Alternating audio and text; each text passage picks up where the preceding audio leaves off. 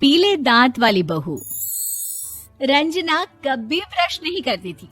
उसे कितनी बार उसके माँ बाप ने डांटा, लेकिन उसका कोई असर उस पर होता ही नहीं था, जिस कारण से उसके दांत पीले पीले हो जाते हैं। शादी के बाद अरे बहू, वैसे तो तुझ में कोई कमी नहीं है, पर तेरे दांत दांत इतने पीले कैसे है बेटा? कैसे है मतलब? कोई सर्जरी थोड़ी ना कराइए। वो तो क्या नाम, मैं ब्रश नहीं करती थी तो पीले हो गए। अब क्या करूं? आप कहे तो लाल करवा लूं या फिर काले? यार ये क्या है, क्यों माँ से लड़ रही हो? लड़ रही हूँ? अरे मैं लड़ रही हूँ या ये बोल रही है कि दांत पीले हैं, पीले। अरे तपस्या थोड़ी ना की है इन्हें पीले करने के लिए। बकायदा ब्रश नहीं किया है 20 साल तक, तब जाकर। छी, कैसी बात कर रही हो? ये उस वक्त तो पीले नहीं थे जब हम लोग तुम्हें देखने आए थे। अरे तब साफ करवा लिया होगा डेंटिस्ट के पास जाकर। अब देखो कैसे पीले पीले लग रहे हैं। रंजना सास की तरफ गुस्से से देखती है। फिर शुरू हो गई पीले पीले पीले। अरे पीले तो तब भी थे जब मेरे हाथ का रसगुल्ला उड़ा उड़ा कर खा रही थी और बोल रही थी, लड़की नहीं गुणों का खजाना दे रहे भाई साहब आप। खैर, अब वो लोग करते भी तो क्या करते, पीले दांत वाली बहू पल्ले पड़ी थी तो झेलना तो था ही। एक दिन कीर्तन में रंजना गाना गा रही थी।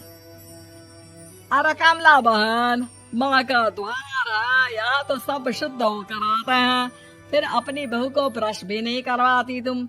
दूर से पीले पीले दांत भक्ति में बाधा उत्पन्न कर रहा है। अरे कोई 2 साल की बच्ची थोड़ी ना लेकर आई हूँ मैं बहू बनाकर। अच्छी खासी लड़की है, अरे कैसे करवाऊं ब्रश? ये तो उसे खुद करना चाहिए ना।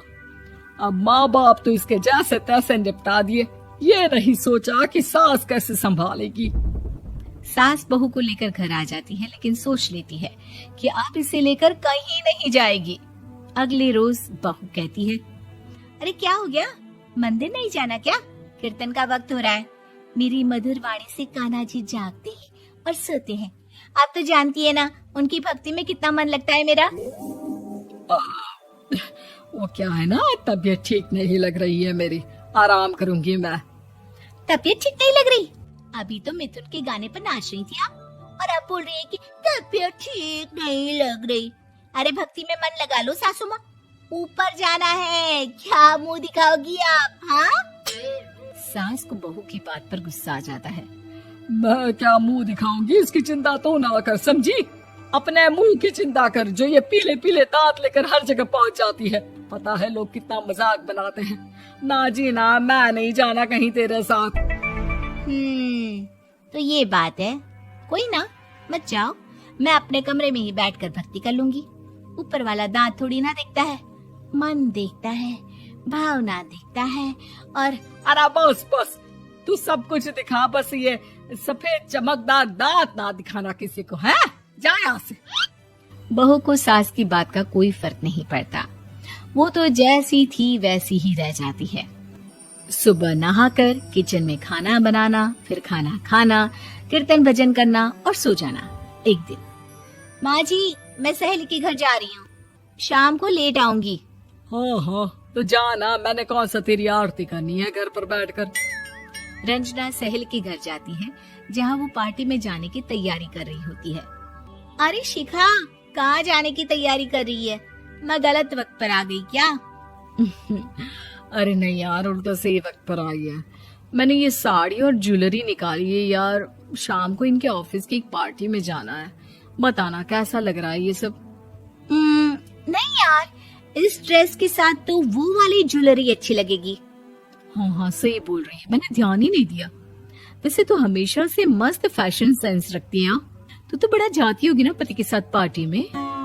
रंजना कुछ नहीं बोलती, बस सोचती है कि यार काश ये बात सही हो जाती। पर मैं क्यों नहीं जाती पार्टी में? क्या इन लोगों की कोई पार्टी होती नहीं होगी?